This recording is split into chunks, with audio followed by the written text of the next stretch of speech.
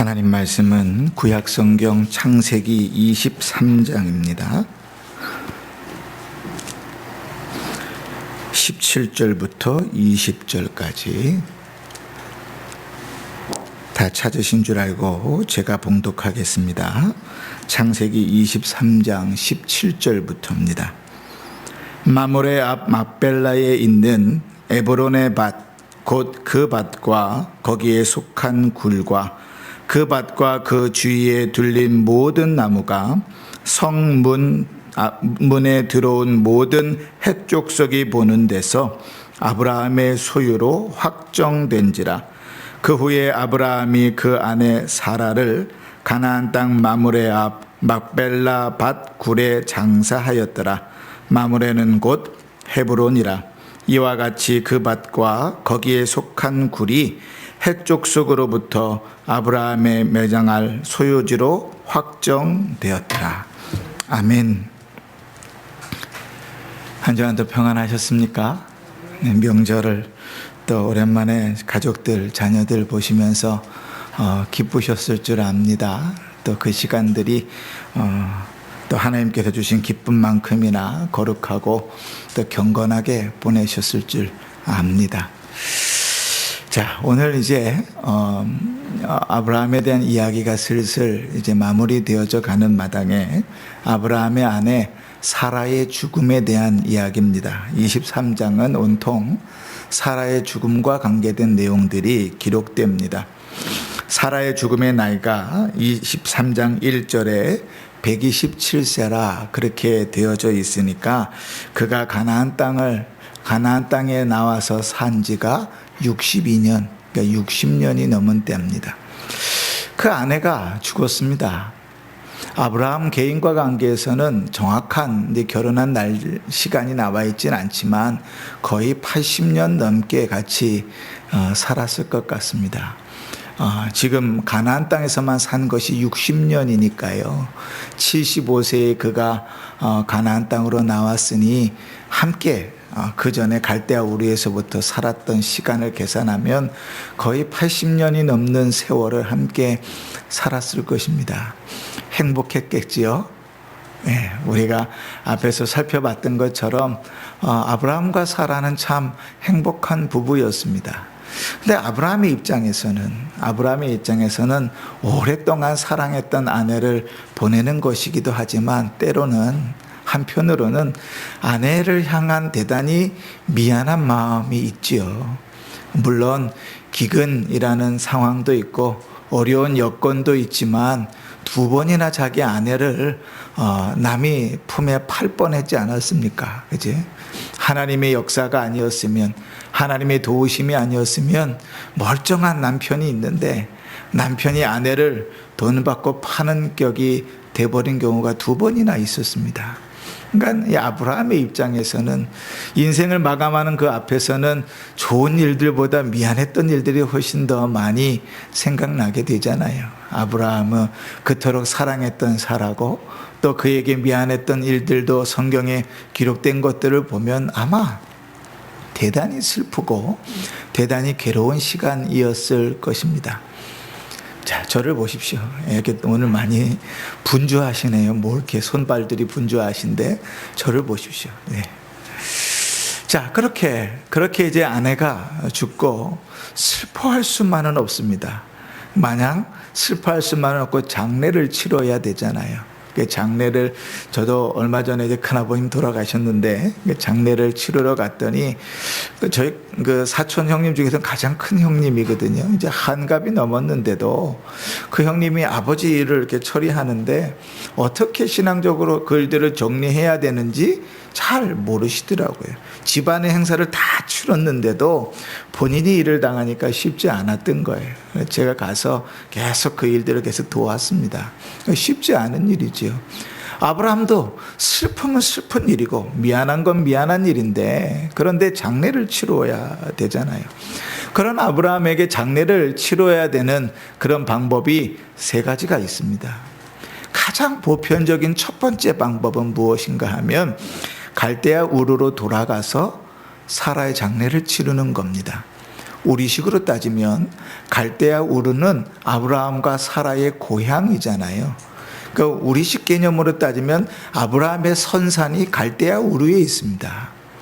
그리고 갈대아 우르에는요, 아브라함의 형인 하란의 묘가 거기 있기도 하고, 또 아브라함이 자기 그 아내 사라를 자기 이복누이라고 얘기하거든요. 그렇게 생각하고 보면 자기의 계모, 그러니까 사라의 어머니의 묘도 거기 있을 테니 사라가 죽었으니 장례를 선산에 가서 묻는 것이 당연한 순서일 것이죠. 그러니까 갈대아 우르로 다시 돌아가서 자기 아내를 그곳에 매장하고 장례를 치르는 것이 당연한 일인데 아브라함은 그 방법을 선택하지 않습니다. 그 두 번째 이제 선택할 옵션이 무엇인가 하면 하란에다가 묻는 것입니다. 하나님께서 처음 갈대아 우르에서 부르셔서 아버지와 함께 자기 부부와 조카 롯을 데리고 갈대아 우르를 떠나서 쭉 나오다가 하란이라는 곳에 정착을 했어요. 아버지 데라가 이끌고 가던 길이었으니까 아버지가 여기가 좋다, 여기 있자 하니까 거기에 멈춰서 있었어요. 그리고 하나님은 다시 그 하란에서 아브라함과 사라를 부르셨으니까 다시 가나안 땅으로 왔고, 아마도 성경에 기록되어 있지는 않지만 아브라함의 아버지 데라는 하란에 묻혔을 겁니다. 그러니 가족의 묘는 아니라 할지라도, 그죠? 가족의 묘는 아니라 할지라도 아버지의 묘가 묻힌 곳에 자기도 묻히고 자기 아내도 묻히는 것이 어떻게 보면 또 당연한 일이잖아요. 그러니까 갈대아 우르까지 돌아가지 않는다 할지라도 하란까지는 가서 아버지의 묘 옆에다가 아내를 묻고, 혹은 거기에 정착하여 살고, 혹은 떠나 살더라도 자기의 장례는 그곳에다 묻도록 하는 것도 나쁜 방법은 아닙니다. 우리가 생각하는 상식선에서 생각할 수 있는 방법들이죠. 그런데 아브라함은 그 방법도 선택하지 않습니다. 그럼 세 번째 방법을 선택하는데, 세 번째 방법은 뭔가 하면 땅도 없고 연고도 없고 아무도 없는 가나안 땅에다가 아내를 묻으려고 계획을 합니다. 그리고 그렇게 좀 물색을 해보니까 저기 에브론이라는 사람이 가지고 있는 땅들 중에 막벨라 굴이 있는데 그 굴이 참 괜찮은 거예요.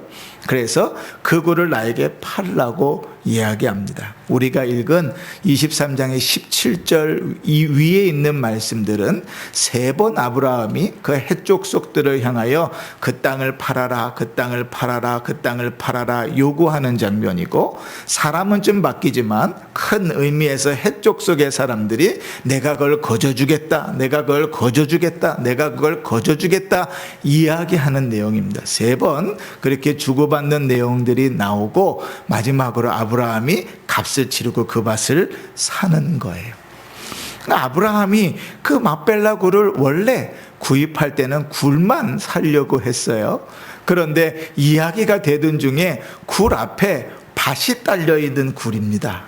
그러니까 얼마나 좋은가 하면 밭이 딸려있고 굴 뒤로 나무가 쫙 펼쳐져 있는 밭이 그 땅인 거예요. 우리 한번 17절 18절 한번 보실까요? 마므레 앞 막벨라에 있는 에브론의 밭 곧 그 밭과 거기에 속한 굴과 그 밭과 그 주위에 둘린 모든 나무가 성문에 들어온 모든 해족속이 보는 데서 아브라함의 소유로 확정된지라. 그러니까 굴만 있지 않고 굴 안에는 밭이 있습니다. 우리식으로 따지면 굴 앞에 큰 공터가 있는 거예요. 그러니까 사람들이 가면 거기에서 둘러 앉아서 식사도 하고 교제도 할 수 있는 그런 자리인 거죠. 뒤로는 나무가 쫙 펼쳐져 있습니다. 그러니까 얼마나 좋은 곳이에요. 근데 원래는 아브라함은 그 굴만 살려고 그랬는데 이야기를 하다 보니까 내가 밭도 주겠다 그러는 거예요. 그러니까 그럼 그 밭도 내가 사겠다. 그러니까 내야 될 돈이 점점점 늘어나는 거지요.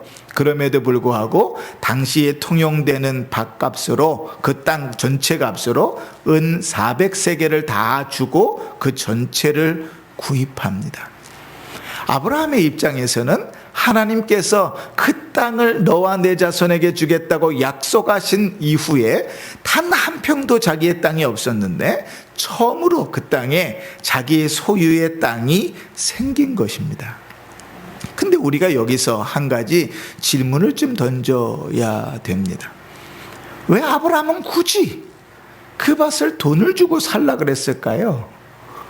여러분, 땅 주인이 주겠다고 그럽니다. 내가 그 영향력이 있어서 그런지, 잘 보여서 그런지, 내가 좀 지금은 힘이 있어서 그런지 땅 주인이 주겠다고 그럽니다. 오늘 우리가 읽은 게 23장 위에 보시면 1절부터 계속 이야기가 나오거든요. 자, 내가 이 해쪽 속의 땅 중에서 장례를 치르게 땅을 좀 주십시오. 그랬더니 해쪽 속의 사람들이 원하는 데를 다, 네가 원하는 데 어디든지 말만 해라, 내가 다 주겠다고 해쪽 속의 사람들이 말합니다. 여기 해쪽 속이라고 얘기할 때는 그냥 군중들이 아니라 그 땅의 지도자들이겠죠. 그랬더니 아브라함이 저 에브론의 막벨라 굴을 그러면 나에게 주십시오. 그랬더니 마침 거기에 에브론이 있었어요. 그 땅 주인이 있었습니다. 아브라함에게 이렇게 얘기하는 거예요. 그냥 드리겠습니다. 그냥 드리겠습니다. 우리 사이에 어떻게 돈을 받습니까? 제가 그냥 드릴 테니까 그냥 가져가십시오. 근데 아브라함이 아닙니다. 아니죠. 에브론이 그냥 드리는 것뿐만 아니라 그 앞에 밭도 다 주겠습니다. 그러면 밭도 다 주겠습니다. 우리로 따지면 저 이 건물을 좀 살려고 합니다. 그러니까 이 건물 제가 다 드리고 이 앞에 있는 공터 땅까지 다 드리겠습니다. 이런 거 똑같은 거죠. 그러니까 아브라함이 아닙니다. 제가 돈을 내고 사겠습니다. 그랬더니 에브론이 이게 땅값이 은 400세겔인데 어떻게 우리 사이에 돈을 받습니까? 그냥 드릴 테니까 가져가십시오. 3번을 그냥 주겠다고 그럽니다. 그러면 여러분, 우리는 어떨까요? 우리는 어떠겠습니까? 우리 같으면 내가 땅을 보러 갔는데, 집을 보러 갔는데 집주인이, 땅 주인이 3번이나 간곡하게 진심으로 그냥 드리겠다고 그럽니다. 그러면 우리는 어떻게 해요? 할렐루야, 그리고 좋습니다, 아멘, 그리고 감사한 걸 좀 드리고 그 땅 그냥 거저 받아야죠. 그죠? 그 상식이잖아요. 근데 아브라함은 굳이 굴만 필요했는데 그 앞에 땅값까지 다 치루어 가면서 그 땅을 돈을 주고 산단 말이에요. 왜 그럴까? 그치? 왜 그럴까? 그리고 오늘 우리가 읽은 성경에는 17절부터 20절까지 3번이나 반복해서 그 땅이 아브라함의 땅이 됐다, 아브라함의 땅이 됐다, 아브라함의 땅이 됐다고 강조해서 반복한다고요. 왜 그럴까? 거저 준다고 아브라함의 땅이 안 되나요? 그런데 아브라함은 왜 굳이 돈을 주고 사고, 하나님은 그 돈을 주고 산 것을 마치 증인이 된 것처럼 아브라함의 땅이라고 계속해서 반복하여 이야기하시는가 하는 거죠. 아브라함에게는 선택할 것이 너무 많았잖아요. 어떻게 보면 참 많은 걸 가진 사람이지요. 선산도 있어요. 아버지가 묻혀 있는 데도 있어요. 그리고 또 이 땅에다 묻겠다 하니까 땅도 서로 다 주겠다고 그래요. 얼마나 복받은 사람이에요. 그죠? 그냥 그것을 누리면 되지요. 그걸 너무 받으면 되지요. 사람들이 호의를 베풀 때 호의를 늘 애써 거절하는 것도 사실은 좋지는 않은데, 아브라함은 굳이 그것을 거절하고 그 값을 제대로 다 치르고 단 한순도 깎지 않고 그것을 그대로 삽니다. 이제 우리는 기본적으로 값을 부르면 거기서부터 깎아야 되잖아요. 그지? 근데 아브라함은 그러지 않았어요. 거기에 소비하지 않고 부른 값, 땅값을 그대로 다 쳐서 줍니다. 당시에는 지금처럼 통용되는 저울이 없으니까요. 아브라함이 뭐라고 얘기하냐면 당시에 상인들이 통용하는 저울로 달아서, 그러니까 누구나 인정할 수 있는 저울로 달아서 은 400세겔을 그에게 정당한 값을 치르고 그 땅을 삽니다. 왜 그럴까? 이유는 딱 하나밖에 없습니다. 그가 하나님의 약속을 믿었기 때문에 그렇습니다. 62년이 지났으면서도 그 땅에서 아내가 죽는 마당까지도 자기 땅 하나가 없었던 사람입니다. 그런데 이 아브라함은 그 마음속에 여전히 하나님께서 이 땅을 주실 것이라는 믿음이 있습니다. 하나님께서 이 땅을 주실 것이라는 믿음이 있기 때문에 그는 다시 갈대아 우르로 돌아가서 아내를 장례 치르지 않습니다. 그는 하란 땅으로 돌아가서 그 아내를 장례 치르지 않습니다. 동일한 믿음이 어디서도 보이냐면 그가 자기의 아들 이삭을 위하여 그의 신부감을 구할 때도 역시 똑같이 적용됩니다. 그 가장 신뢰하는 종을 그 신부감을 보내려고 갈대아 우르로 보내면서 정한 철칙이 있습니다. 절대로 내 아들 이삭을 그 땅으로 데려가서는 안 된다는. 왜 그렇죠? 하나님께서 이 땅을 주셨다는 그 믿음에 명확하게 서 있기 때문에 그렇습니다. 우리가 이것에 대해서는 다 동의하지요. 그런데 한 가지 우리가 더 생각해야 될 바가 있습니다. 이미 하나님께서 아브라함에게 언약을 맺으시면서 이 땅을 너에게 주겠다 그러시면서 어떤 말씀을 하셨냐면 창세기 15장에 보면 그러나 내 자손들이 이방 땅에서 400년 동안 객이 될 것이다 하는 말씀을 하십니다. 그게 애굽일지 저 아람일지 어딜지는 그때 당시는 잘 모릅니다. 그런데 아브라함에게 뭐라고 말씀하셨어요? 내 자손들이 이 땅을 떠나서 이방 땅에서 400년 동안 종살이 하다가 돌아올 것이라 이렇게 말씀하시는 거죠. 그럼 여러분 잘 생각해 보십시오. 하나님의 특별하신 역사 가운데서 이제 이방 땅에 종살이 하다가 가나안 땅으로 돌아올 수 있습니다. 그죠? 근데 지금 아브라함은 그 하나님의 두 말씀을 믿는 믿음으로 살아가면서 그 후손들을 위하여 지금 뭘 준비해 놓고 있는 거냐면 그들이 돌아올 법적인 정확한 근거를 마련해 놓는 거예요. 지금 아브라함은 해쪽 속으로부터 막벨라굴을 돈을 주고 구입함으로 거기에 자기의 소유지를 만들어 놓고 400년 동안 자기 자손들이 그 땅을 떠나서 애굽 땅에서 혹은 어디에서 종살이 하든지 간에 하나님께서 부르실 그때에 돌아올 땅을 마련해 놓는 그 막벨라굴에 아브라함과 사라가 장사됩니다. 그 막벨라굴에 이삭과 리브가가 장사됩니다. 그리고 그 막벨라굴에 야곱과 라헬이 장사됩니다. 3대가 그 땅에 장사됩니다. 그리고 요셉은요 애굽 땅에 가서 총리 대신으로 살다 거기 묻혀버립니다. 그러니 이제 이방으로 떠나갔어요. 지금으로 따지면 이런 거예요. 선산이 있습니다. 선산에다가 3대를 묻었어요. 그런데 그 자식이 해외로 이민 가버렸어요. 이민 가서 살다가 죽고 그 자식도 거기서 살다가 죽고 그 자식도 거기서 살다 죽고 그 마지막 4대째 자식이 이제 돌아가야 되겠다라고 한국 땅으로 돌아올 때 어디로 돌아올까요? 지금 그 근거를 마련했다는 겁니다. 믿음으로 살아간다는 것은 언제나 그렇게 믿음의 근거를 가지고 사는 것입니다. 아브라함이 굳이 거저 얻을 수 있는 땅을 돈이 많아가지고 돈 자랑하느라고 그 땅을 돈 주고 산 것이 아니라 법적으로 명확하게 그 백성들이 하나님 앞에 서서 자기 후손들이 돌아올 수 있는 근거를 그것을 통하여 마련해 놓은 거죠.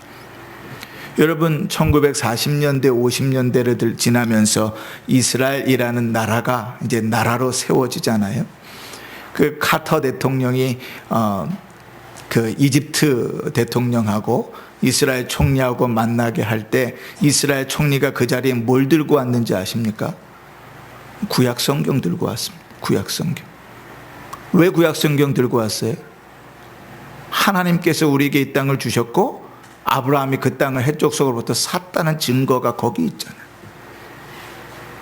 여러분, 믿음으로 살아가는 것은, 천국을 소망하면서 살아간다는 것은, 하나님의 약속을 믿으면서 살아간다는 것은 그러한 것입니다.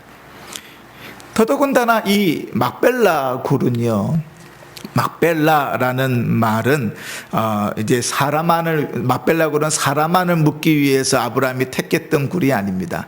그렇게 생각하고 나면 왜 막벨라 굴이었는가가 이해가 되는데, 이 막벨라라는 말은 겹치다 이런 뜻입니다. 보통 이 막벨라 굴 그러면 어떻게 사람들이 이해를 하냐면 이중의 굴이라 이렇게 이해를 합니다. 그러니까 이중의 굴이라고 하는 것은 신학자들이 크게는 한 세 가지로 의견들이 나누어지는데, 그 중에서 가장 유력한 그 의견은 무엇인가 하면, 당시에 많이 나오는 그러한 그 유물들을 통해서 보면 막벨라 굴, 이중의 굴이라는 말은 굴 안에 들어갔는데 그 굴 안에 또 굴이 있다는 거예요. 그러니까 굴이 대단히 큰 거죠. 하나인 줄 알고 들어갔는데 그 안에 또 굴이 있고 그런 식으로 되어져 있는 굴이 막벨라 굴입니까? 그러니까 아브라함이 사람 한 장례를 치르려고 했다면 굳이 에브론의 막벨라 굴을 선택하지 않았겠지요. 물론 뒤에 나무들도 쫙 우거져 있고 앞에 밭도 있으니까 좋을 수 있습니다. 그러나 아브라함의 생각은 뭐였다고요? 자기 후손들이 하나님의 말씀대로 400년 동안 이방에서 살아가다가 그들이 돌아올 근거를 만드는 거잖아요. 그 돌아올 명확한 근거를 만들기 위해서는 사람만 묻어야 되겠습니까? 아니요. 자기 아내도 묻고 자기도 묻히고 자기 자식들도 묻혀야 될 것이니 그곳에 그 큰 굴을 선택했겠죠. 그래서 막벨라는 이중의 굴이라는 말입니다. 아까 얘기했던 대로 우리가 성경에서 찾을 수 있는 범위 안에서는 아브라함과 사라와 이삭과 리브가, 그리고 야곱과 레와가 거기 묻혔습니다. 요셉은 야곱이 샀던 땅에 묻혔지요. 그죠? 또 다른 곳에 묻혔습니다. 아마 신학자들이 추측하기는 그 형들은 다 아마 이 막벨라굴에 묻혔겠다 이렇게 추측은 하는데, 왜 요셉은 이 세겜 땅에 묻히게 됐냐면, 야곱이 세겜의 땅을 샀는데 요셉에게 그것을 유산으로 줬거든요. 그러니까 가나안 땅을 모세가 애굽에서 나올 때 이 요셉의 해골을 들고 나오면서 그래서 세겜 땅에다가 묻게 되는 것입니다. 여러분, 오늘 말씀 가운데서 우리가 좀 한 가지 귀한 교훈을 좀 얻었으면 좋겠습니다. 무엇인가 하면, 우리가 천국을 소망하며 산다는 것이 도대체 뭡니까? 믿음을 가지고 산다는 것이 도대체 뭡니까? 우리는 믿음을 가지고 산다고 합니다. 막연히 나이가 죽으면 천국 갈 거야, 그렇게 사는 것이, 그냥 그렇게 생각만 하고 지금 주어진 시간들을 살아가는 것이 그냥 천국을 소망하며 사는 것입니까? 오늘 아브라함을 통해서 우리가 배우게 되는 것은, 천국을 소망하면서 산다는 것은 적어도 우리가 살아가는 그 삶의 현장에서 명확한 삶을 살아가는 것입니다. 자식들에게 부끄러움 없는 삶을 살아가는 것입니다. 자식들에게 명확한 근거를 남길 수 있는 삶을 사는 것입니다. 내가 떠난 다음에 내 자식들이 나를 생각하면서 하나님 앞으로 돌아올 수 있는 명확한 근거를 세워놓고 살아가는 것이 천국을 소망하면서 살아가는 삶입니다. 내가 죽었습니다. 내 자식, 우리 어머니 아버지는 교회는 왔다 갔다 하기는 했는데 뭐 신앙이 그렇게 있는 것 같진 않았어. 내가 이렇게 사는 것처럼 그 삶과 뭐 별반 다를 게 없어. 나도 마음속으로는 하나님을 믿는데 뭐 그 정도라면 우리는 헛살고 있는 겁니다. 아브라함은 400년 뒤에 그 땅을 떠나서 아브라함을 제대로 알지도 못할, 혹은 얼굴도 기억할 수 없는 그 후손들이 다시 돌아올 수 있는 명확한 근거를 세워놓고 살았다고. 400년이 지난 다음에 그 근거는요, 그냥 붕 떠서 있지 않고 그 아브라함의 모습을 본 이삭의 모습을 본 야곱의 모습을 봤던 요셉의 모습을 봤던 그 백성들이 오매불만 기다리다가 하나님의 말씀대로 400년 후에 그 땅을 소망하며 돌아올 수 있는 근거를 아브라함은 살아있을 때 만들고 살았다고요. 그게 천국을 소망하며 사는 삶입니다. 명확한 근거와 명확한 기준을 보이면서 사는 것입니다. 하나님이 살아계시다는 것을 내 삶을 통하여 명확하게 드러내고, 하나님께서 나를 위하여 일하신다는 것을 내 삶을 통하여 명확하게 드러내고, 내가 하나님을 믿으며 하나님을 경외하며 하나님 앞에 갈 수 있다는 그 믿음을 내 삶 속에 명확하게 드러내는 삶을 사는 것, 그게 성도가 천국을 본향을 바라보면서 사는 삶입니다. 우리의 자손들이, 우리의 자녀들이 우리의 모습을 보면서 주께로 돌아올 수 없다면 우리는 잘못 살고 있는 겁니다. 수없이 교회를 다니라고 수없이 예수를 믿으라고 이야기하지만 어머니의 모습을 보고 어머니의 신앙을 보고 주님께로 올 수가 없다면 그건 우리 신앙이 잘못된 것일 수 있습니다. 히브리서 11장 15절 16절에 이렇게 말합니다.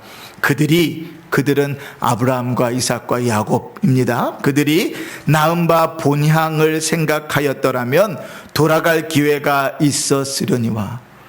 가나안 땅 고향을 생각했으면 돌아갈 기회가 너무나 많았는데 그들이 이제는 더 나은 본향을 사모하니 곧 하늘에 있는 것이라. 이러므로 하나님이 그들의 하나님이라 일컬음을 받으심을 부끄러워하지 아니하시고 그들을 위하여 한 성을 예비하셨느니라. 그들이 이렇게 믿음으로 살아갈 때 하나님께서 너를 부끄러워하지 않으셨다고 말하는 거예요. 사랑하는 성도 여러분, 우리가 이 땅을 믿음으로 살아갈 때 어떠한 신앙의 명확한 근거들을 보이며 사는지를 우리는 점검해 보아야 됩니다. 다시 한번 말씀드립니다. 아브라함은 그 땅을 거저받을 수 있었습니다. 돈이 많은데도 거저받을 수 있었습니다. 그의 영향력과 그의 지위로 사람들이 그가 거저받는 것을 뭐라 그럴 사람이 없었습니다. 그럼에도 불구하고 굳이 대가를 치르고 산 것은, 그리고 하나님이 계속 반복해서 그것이 아브라함의 땅이다, 아브라함의 땅이다, 아브라함의 땅이다 확인시켜 주시는 것은 그가 그 후손들을 위하여 믿음의 흔적을 거기에 세워 놓았기 때문에 그렇습니다. 그러면 여러분 묻겠습니다. 우리는 천국을 소망하면서 사는 자입니까? 아닙니까? 아멘이지요. 천국을 소망하면서 사는 자입니다. 그러면 여러분 한번 자문해 보십시오. 내 삶에 천국을 소망하는 흔적을 내 자식들에게 무엇을 보이며 살았습니까? 수없이 내가 하는 말이, 예수를 믿으라는 말이 잔소리 정도로밖에 들리지 않는다면 우리는 어쩌면 그 자녀들 앞에 믿음의 가나안 땅, 믿음의 막벨라고를 남겨두지 못한 것일 수 있습니다. 우리의 삶을 한번 돌아보십시오. 우리는 무엇에 믿음의 흔적을 남겨놓고 살아갑니까? 사랑하는 성도 여러분, 명확한 것은 하나님께서 아브라함을 통하여 지금 오늘 우리에게 교훈하고 있다는 사실입니다. 우리는 모두가 본향을 바라보며 사는 자입니다. 천국을 바라보며 살아가는 자입니다. 이미 영생을 살아가는 자입니다. 할렐루야, 아멘. 우리의 노력과 우리의 돈으로 산 것이 아니라 예수 그리스도의 보혈의 은혜와 능력으로 선물로 주어진 것입니다. 할렐루야, 아멘. 그러면 여러분 물으셔야 됩니다. 내가 본향을 바라보며 본향을 소유하며 영생을 사는 자의 흔적이 이 땅에 어떻게 남아 있는가를 물으셔야 돼요. 아브라함은 굳이 막벨레고를 사면서 자기 후손들에게 자기 신앙의 근거를 놓았습니다. 그리고 그 신앙의 근거는 하나님께서 그 백성들이 400년 애굽에서 종살이 하면서 다시 가나안 땅으로 돌아올 근거를 만들었습니다. 모세가 모세오경을 기록하면서 요셉의 해골을 들고 나왔다 그러잖아요.